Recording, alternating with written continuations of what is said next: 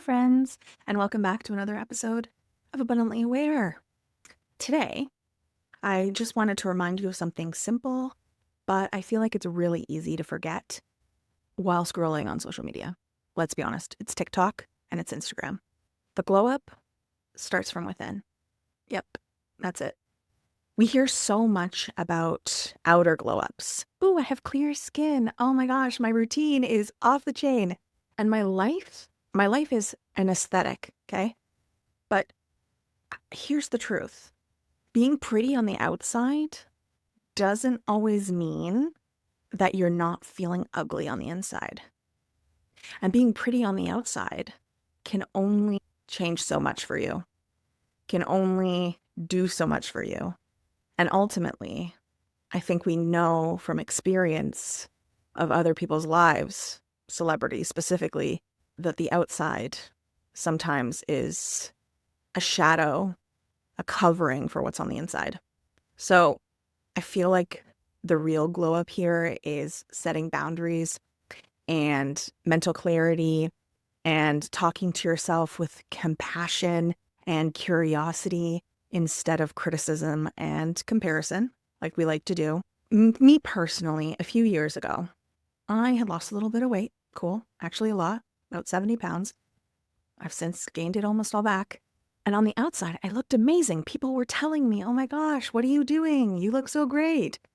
But on the inside, like I didn't feel like I was enough because I was chasing that outer transformation without actually doing the inner work. And it's so hard to be in a gym space with so many people talking about diet talk. And especially when you're not steadfast in who you are on the inside, it's so easy to listen to all those things and then get super overwhelmed with everything and then stop it. And then, everything closes down and you no longer do the thing that used to bring you so much joy. And I think this is where this message really comes from, even though the statement came to me just a few weeks ago. The glow up doesn't have to happen all at once either. It doesn't have to be perfect or fast or actually even visible. And it can start quietly. Like it can start with how you talk about yourself to others in rooms. And then it can change and shape to how you speak to yourself all by yourself. Because I also feel like your inner voice is the hardest thing to change. But the next time you hear yourself or you're about to say to someone, I'm not good at this, or my ADHD stopped me from doing this. That's what I like to say. Sometimes I stop myself in the moment and I reword that. And it's so much easier when it's coming out of your mouth to someone else than when it's stuck up in your head, yelling at you, at least for me anyways. And it can even be the smallest thing, like asking for an accommodation that you didn't know that you were allowed to ask for. That can be the first step. I was on a call with a somatic coach and she was taking me through a practice earlier this week. And she said, come up with this thing, right? During our practice, obviously I don't want to give it away. And I was like, I can't think of it. It's not coming to my head. I need to write it down. She was like, feel free, grab your journal. And so I grabbed my journal and it flew out of me and it was so easy, so much easier for me to process than audibly out to someone that I didn't necessarily know too well. And that was the accommodation that I asked for myself. And it feels so good to ask for that. It feels so freeing and amazing to ask for that. The glow up started when I got curious about myself and in the middle of my journaling journey, not at the beginning.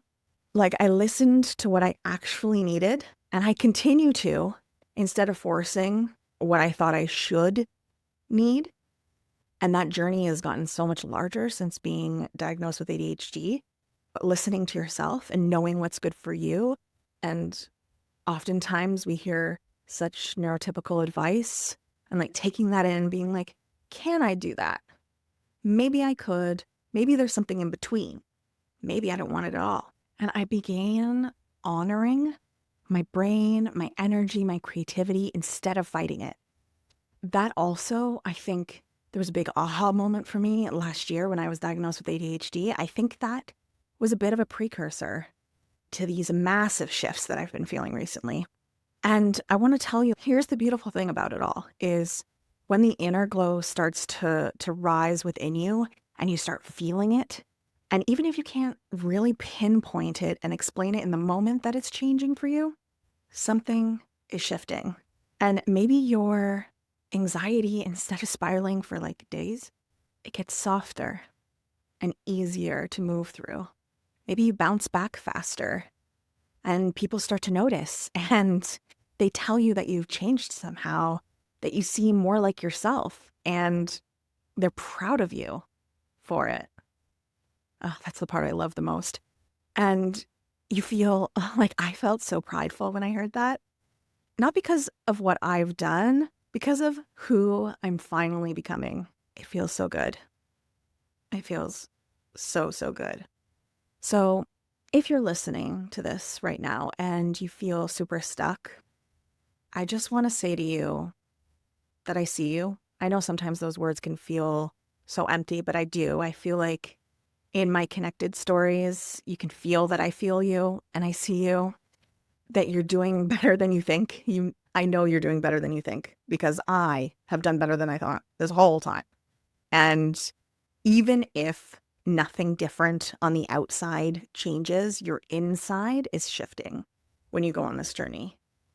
And I feel like just the fact that you're here listening to this kind of podcast, you care, like you're caring enough about your inner world to listen to this podcast, to listen to things in this similar genre. And I know that's the work.